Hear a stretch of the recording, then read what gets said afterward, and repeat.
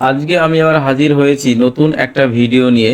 তো আজকের ভিডিওতে আমি ডিসকাশন করব West Bengal municipal service commission sub assistant engineer recruitment 2025-এর কিছু ভ্যাকান্সি বেরিয়েছে। কতগুলো ভ্যাকান্সি? 125টা ভ্যাকান্সি। সেই ভ্যাকান্সি সম্পর্কে কিন্তু আজকে আমি ডিসকাশন করব। দেখো, প্রথমেই কি বলছে দেখো, একদম ফুল ডিসকাশন করব। West Bengal municipal service commission website দেখো, এইটা ওয়েবসাইট দেওয়া আছে, ইমেলটা দেওয়া আছে, কন্ট্যাক্ট নাম্বারটাও দেওয়া আছে। ঠিক আছে, সাব অ্যাসিস্ট্যান্ট ইঞ্জিনিয়ার রিক্রুটমেন্ট, ঠিক আছে, এটা কিন্তু মাথায় রাখবে। তো দেখো কিছু online application are invited through our website, এত মানে এই যে ওয়েবসাইটটা আছে, এই ওয়েবসাইটের মাধ্যমে কিন্তু অনলাইন অ্যাপ্লিকেশনটা হবে। ওকে, from the citizen of the Indian for recruitment the post of এই যেটা বললাম sub assistant engineer civil under Kolkata municipal corporation and from 18/6/2025। তার মানে কি বলছে, 18ই জুন 2025 থেকে কিন্তু এটা হবে। ঠিক আছে, in reference of approval government of West Bengal through, দেখো এইটা through the department of urban development and municipal affair the government of West Bengal, white number এত, ডেটের হচ্ছে 13/8/2014। ঠিক আছে, তার মানে এটা হচ্ছে 18/6/2025 থেকে কিন্তু এটা স্টার্টিং হবে। ঠিক আছে, দেখো আরও ডিটেলস এখানে বলে দিচ্ছি আমি, আরও ডিটেলস এখানে বলে দিচ্ছি। দেখো নেম, পোস্টার নাম কি, সাব অ্যাসিস্ট্যান্ট ইঞ্জিনিয়ার, এটা সিভিল। টোটাল ভ্যাকান্সি কত? 78টা।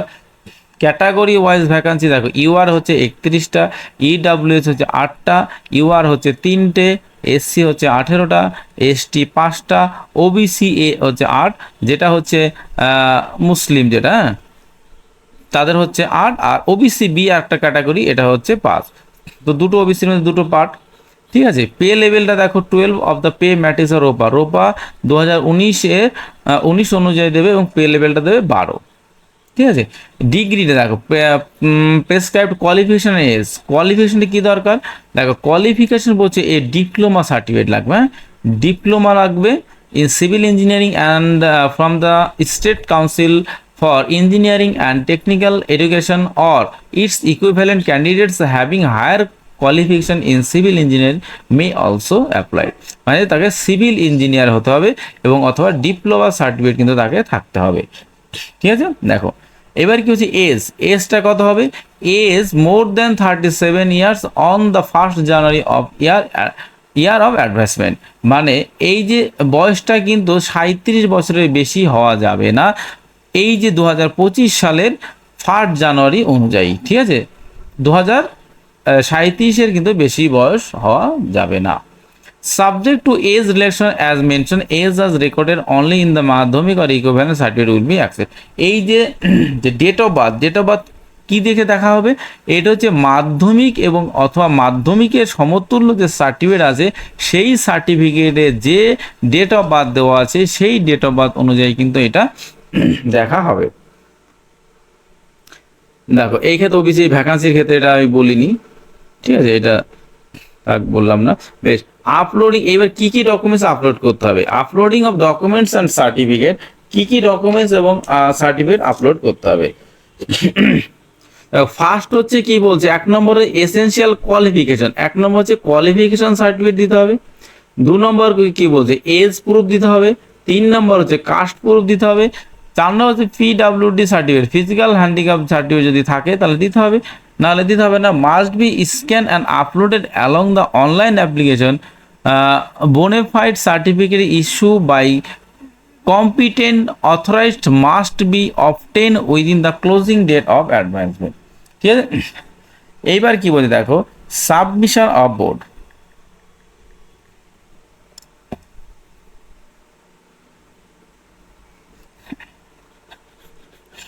এবার এখানে বলছে তোমার যেটা উপযুক্ত কর্তৃপক্ষ কর্তৃক জারি করা যে বোনাফাইড শংসাপত্র বিজ্ঞাপনের শেষ তারিখের মধ্যে কিন্তু পেতে হবে। ঠিক আছে, এই দেখো বোনাফাইড যেটা বলছে। বেশ, এইবার কি বলছে সাবমিশন অফ বোর্ড, বন্ড জমা কিভাবে দিতে হবে দেখো, মানে এই যে ফর্মটা ফিল আপ করতে হলে কি করতে হবে, দেখো বলছে candidate call for personal test will have to submit the bond of 50 rupees, মানে non-judicial stamp paper of the effect that is in case of the appointment they will arrange for temporary loading shelter within Kolkata Municipal Corporation for doing emergency duties as and when may be required by the Kolkata Municipal Corporation Authority।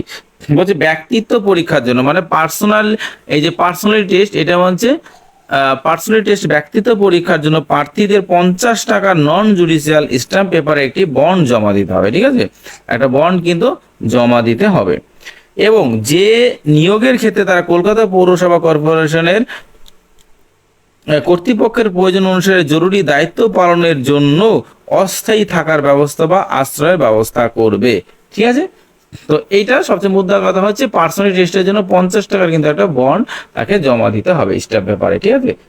বেশ, এইবার হচ্ছে age reduction, বয়সে ছাড় কারা পাবে, ঠিক আছে।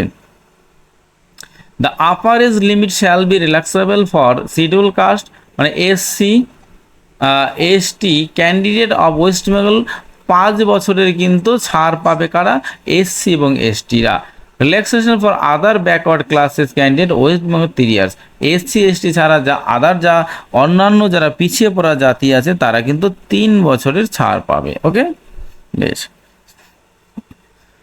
in the case of person with disabilities of 40% and above as per government rules, the upper age limit shall be relaxed up to 45 years. Scheduled caste, scheduled tribes and other backward classes candidates of the state shall be treated as government general candidates। তার এটা কি বলতে হয় যে সরকারি নিয়ম অনুসারে 40% এবং তার 40% এবং তার বেশি প্রতিদ্বন্দ্বী ব্যক্তিদের ক্ষেত্রে 45 বছর, হ্যাঁ এই এজ লিমিটটা কিন্তু 45 বছর পর্যন্ত শিথিলযোগ্য হবে। অন্যান্য রাজ্যের তপশিলি উপজাতি এবং অন্যান্য অনগ্রসর শ্রেণীর প্রার্থীদের জন্য সাধারণ প্রার্থী হিসেবে কিন্তু গণ্য করা হবে, ওকে। বেশ, এবার কি বলছে, for EWS candidates, the candidates seeking benefit of reservation under EWS category should furnish an income and asset certificate issued by, এটা বলছে সরকার এই EWS বিভাগের অধীন সংরক্ষণের সুবিধা চাওয়া প্রার্থীদের আয় এবং সম্পদের একটি তালিকা জমা দিতে হবে, ঠিক আছে, এবং জমা দিতে হবে এবং সেটা হচ্ছে যে অ্যাটেস্ট করতে হবে, হ্যাঁ অ্যাসেট যে সার্টিফিকেট ইস্যুটা করবে কে, ইস্যুটা করে দেখো ব্লক ডেভেলপমেন্ট অফিসার বিডিও করবে, অথবা sub divisional officer municipal corporation, district welfare officer, এই যে এইখানে যাদের ইডব্লিউএস সার্টিফিকেট আছে তারা কিন্তু এটা খুব ভালোই জানো, হ্যাঁ। গ্রামীণ এলাকার ব্লক ডেভেলপমেন্ট অফিসার অথবা পৌরসভার জন্য উপবিভাগীয় কর্মকর্তা, কলকাতা পৌর কর্পোরেশন এলাকার বা কেএমসির জন্য, এই যে কেএমসির জন্য জেলা কল্যাণ কর্মকর্তা, এটা দিয়ে একটা সার্টিফিকেট নিয়ে আসতে হবে, ঠিক আছে। এইবার চলে আসে আমরা অ্যাপ্লিকেশনে।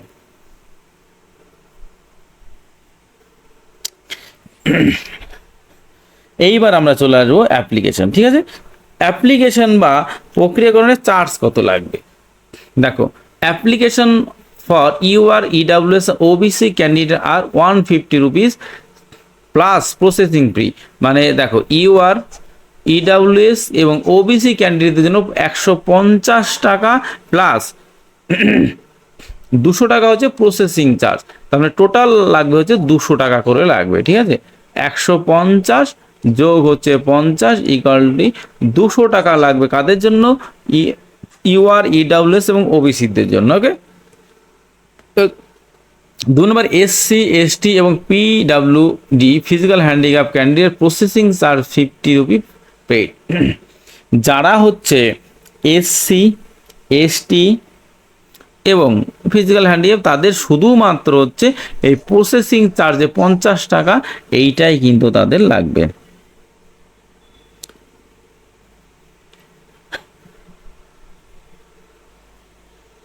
বেশ, এইবার কি বলছে, no expression of fees is available to SC ST OBC candidate of other state. যদি অন্য স্টেট থেকে যদি কেউ এখানে পরীক্ষা দিতে আসে তাদের কিন্তু কোনো ছাড় হবে না। No exemption of fees available, ঠিক আছে, কোনো ফিস কিন্তু তাদের জন্য অ্যাভেলেবেল হবে না, ঠিক আছে, মানে কোনো ছাড় পাবে না আর কি, ঠিক আছে। বেশ, এবার কি বলছে, the applicant fees plus processing charges as mention as on collected by online payment. দেখো অনলাইন পেমেন্টের মাধ্যমে এগুলো করতে হবে, এটা বলে দিয়েছে।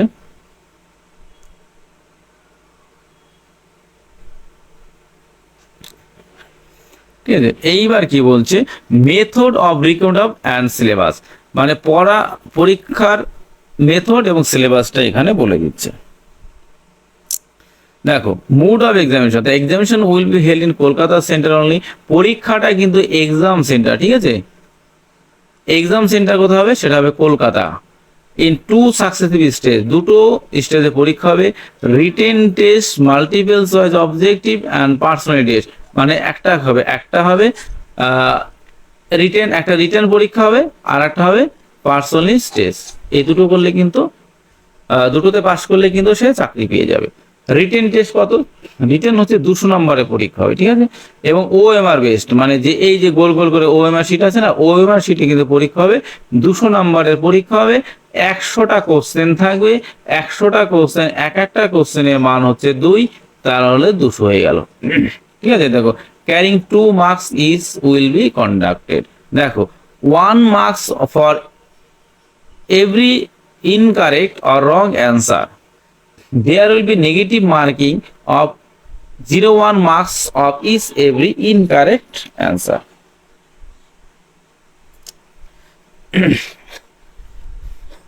তার কি বলছে, এইখানে বলতে চাইছে যে একটা কোশ্চেন যদি ভুল যায় তাহলে তোমার কিন্তু 1 নাম্বার করেই কিন্তু তোমার কাটা যাবে, ঠিক আছে।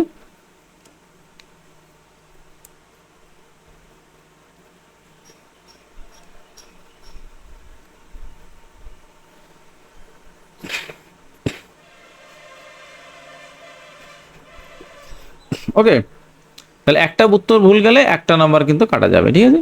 Wrong answer will be English and time allowed in the 1.5, তাহলে 1.5 ঘন্টা টাইম, ঠিক আছে, সময় কিন্তু তোমার 1.5 ঘন্টা, 1.5 অর্থাৎ 1.5 ঘন্টা কিন্তু সময় তোমাকে দেবে 100টা কোশ্চেনের জন্য, ঠিক আছে। বেশ, পার্সোনালিটি টেস্ট হবে 40 নম্বরের, ঠিক আছে, 40 নম্বরের পার্সোনালিটি টেস্ট বলা হয়। দেখো the personality test will be held at the commission office of Kolkata, মানে কলকাতা যে কমিশনার অফিস সেখানে কিন্তু এই পার্সোনালিটি টেস্টটা হবে। Based on merit candidate of 3 time the number of vacancy, যা ভ্যাকান্সি থাকবে তার 3 গুণ হচ্ছে, যা ভ্যাকান্সি থাকবে তার 3 গুণ ক্যান্ডিডেট কিন্তু ডাকা হবে, ঠিক আছে। 40% for OBC EWS candidate, 30%, 45% general candidate. The said very eligible candidate will be allowed to have for interview. Personality test, the candidate of the candidate absenting themselves interview personality test will be cancelled without making any reference of them. বলছে ব্যক্তিত্ব পরীক্ষার Kolkata commission officer হবে, এটা তো বলেই দিলাম, আবার বলছি, যোগ্যতার ভিত্তিতে শূন্যপদে 3 গুণ ডাকা হবে, ঠিক আছে, এই যে 3 গুণ এখানে ডাকা হবে, এই যে 3 Times of the number of vacancies, ঠিক আছে। মূল নথিপত্র যাচাই করে এবং সাধারণ প্রার্থীদের জন্য 45%, ওবিসি এবং ইডব্লিউএস প্রার্থীদের জন্য 40% এবং এসসি এসটি এবং পিডব্লিউ প্রার্থীদের জন্য 35% যোগ্যতা নম্বর প্রার্থীর শর্তে, ঠিক আছে। কমিশন পরীক্ষার জন্য আবেদন করে যে কোনো বা সকল শ্রেণীর প্রার্থীদের যোগ্যতা নম্বর শিথিল করার বিচক্ষণতা রাখবে। উক্ত যাচাইয়ের পরে যোগ্য প্রার্থীদের সাক্ষাৎকার ব্যক্তিত্ব পরীক্ষায় অংশগ্রহণের অনুমতি দেওয়া হবে। সাক্ষাৎকার ব্যক্তিত্ব পরীক্ষার তারিখে অনুপস্থিত প্রার্থীদের প্রার্থিতা বাতিল করা হবে। তার মানে এই যে যেটা বললাম ক্যান্সেল করা হবে, যারা পরীক্ষা দেবে তাদের অটোমেটিক ক্যান্সেল হবে, তাদের কোনো টাকাই নেই, আর যারা পাস করবে তাদেরই ডাকবে। এবার এখানে একটা কথা, final merit list will be prepared on the basis total marks obtain in the candidate written examination personal, মানে ফাইনাল যে মেরিট লিস্টটা তৈরি হবে, যেটা যে রিটেন টেস্ট দেবে আর যেটা পার্সোনালিটি টেস্ট দেবে, এই দুটোর যোগফল মিলেই কিন্তু তারপরে মেরিট লিস্টটা হবে, ঠিক আছে। এইবার এখানে খুব ভালো কথা, if more than one candidate obtain the same aggregate total marks then merit position of the candidate shall be determined according to their date of birth, that is candidate with earlier date of birth shall be prefer. বলছে দেখা গেল দুজন candidate একই number পেয়েছে, কিন্তু seat একটাই, দুজনের জন্য ধার্য আছে, তাহলে কোন কে চাকরিটা পাবে? যে বয়সে বড় সেই চাকরিটা পাবে, এটাই এখানে কিন্তু বলেছে। ওকে, রেজাল্ট অফ দ্য এক্সামিনেশন। এইবার এই পরীক্ষার রেজাল্টটা কি হবে?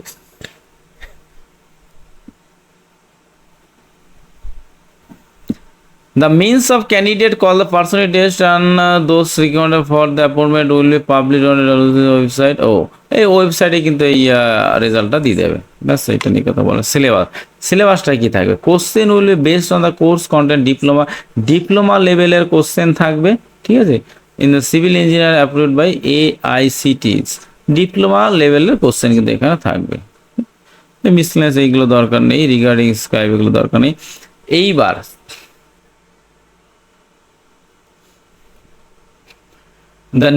they need to apply to the secretary of the commission in percentage format available from commission website and from 9/7/2005 to 15 between 11 and এত।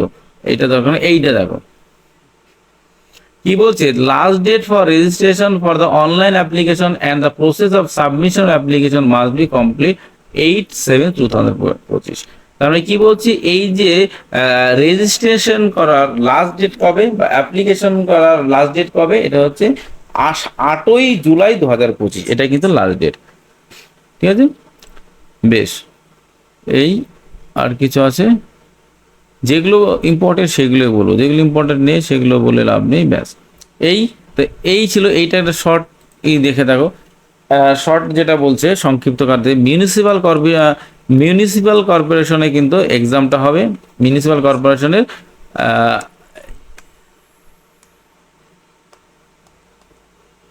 সাব অ্যাসিস্ট্যান্ট ইঞ্জিনিয়ার লেভেলে ভ্যাকেন্সি, কিন্তু এটা ভুল লেখা হয়ে গেছে টাইপিং, ভ্যাকেন্সি এখানে তখন বলে দিয়েছি। হ্যাঁ,